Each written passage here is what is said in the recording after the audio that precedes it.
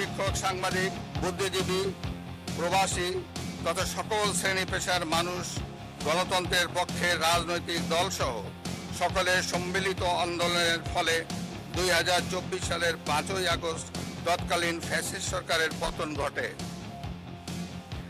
সংসদের রাষ্ট্রপতির ভাষণের প্রতিবাদে বিরোধী দলের ওয়াকআউট। গণতান্ত্রিক সংস্কৃতিতে নতুন কিছু নয় মন্তব্য স্বরাষ্ট্রমন্ত্রীর। ফ্যাসিবাদের দোসর এমন কেউ এই সংসদে বক্তব্য দিতে পারবে না, কারণ এই সংসদটা হচ্ছে ফ্যাসিবাদ মুক্ত সংসদ। তারা আমাদের পতাকা রাজ্য করেন নাই, আমরা সংক্ষুব্ধ হয়ে সংসদ থেকে বেরো।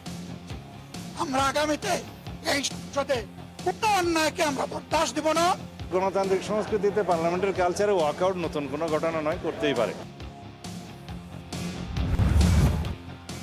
বহুল আকাঙ্ক্ষিত সংসদের প্রথম অধিবেশন শুরু। Speaker Hafiz Uddin Ahmed, deputy speaker Kaiser Kamal.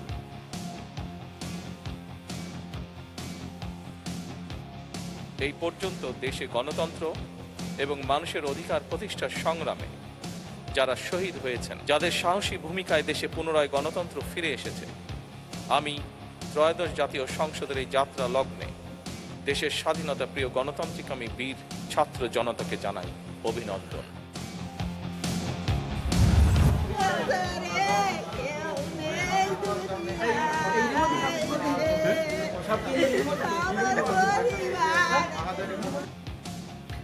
উৎসব রূপ নিল বিষাদে। বিয়ের দাওয়াত শেষে ফেরা হলো না বাড়ি। বাগেরহাটে সড়কে ঝুলল একই পরিবারের 12 সদস্য সহ 13 প্রাণ। আজও ফিলিং স্টেশনে তেলের জন্য হাহাকার। সংকট দেখছেন না পাম্প মালিকরা। ছুটির দিনেও ডিপো থেকে অব্যাহত থাকবে জ্বালানি সরবরাহ।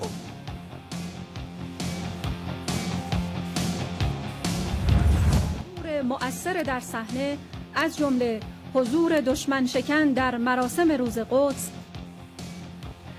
মধ্যপ্রাচ্যের সকল মার্কিন ঘাঁটিতে হামলা অব্যাহত থাকবে। হরমুজ প্রণালী বন্ধের ঘোষণা। সুপ্রিম লিডার হওয়ার পর মোস্তফা খামেনির প্রথম ভাষণ।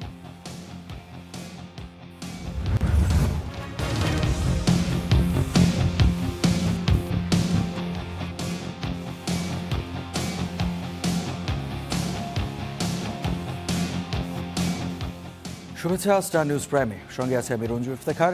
এতক্ষণ সংবাদ শিরোনাম দেখছিলেন, এবারে জানাবো বিস্তারিত।